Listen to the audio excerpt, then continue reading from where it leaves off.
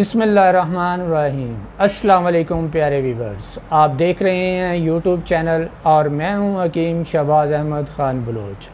उम्मीद है आप खैरियत से होंगे।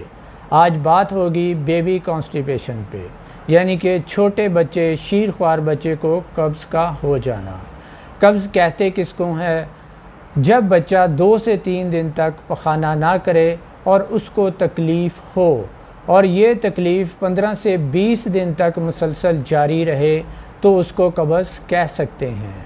उसके अलावा जो बच्चे ऊपर के दूध पे, यानी कि डब्बे के दूध, खुश्क दूध पे पलते हैं, उनको खुश्क दूध दिया जाता है, उसकी वजह से भी छोटे शीर ख्वार बच्चे को कब्ज़ हो सकती है। उसके अलावा जो बच्चे मदर फीड पे हैं और उनको कब्ज़ हो जाती है तो उसमें वालदा जो है वो काबज़ अग़ज़िया का ज़्यादा इस्तेमाल, यानी कि जो चीज़ें ज़्यादा कब्ज़ करती हैं उन चीज़ों का ज़्यादा इस्तेमाल करते हैं, जिसकी वजह से छोटे बच्चों को कब्ज़ हो सकती है। तो इन बच्चों को इस कब्ज़ से बचाने के लिए जो रेमेडी मैंने तैयार की है वो आपकी खिदमत में हाज़िर है। तो आइए रेमेडी की तरफ चलते हैं।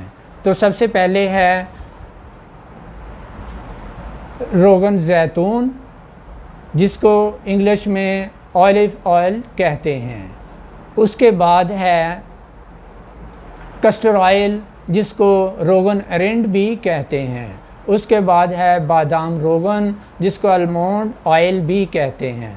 ये आपने तीनों हम वज़न लेने हैं। मिसाल के तौर पे 10 ग्राम आपने बादाम रोगन ले लेना है और 10 ग्राम ही आपने कस्टर ऑयल ले लेना है और 10 ग्राम ही आपने ज़ैतून का तेल ले लेना है। इन तीनों को यकजा अच्छी तरह मिक्स कर लें और मिक्स करने के बाद इसकी छोटी चम्मच चाय वाली जो है बच्चे को जब दूध देना है उसमें मिक्स करके पिला दें तो इंशाअल्लाह ताला बच्चे को पहली खुराक से ही पखाना आ जाएगा।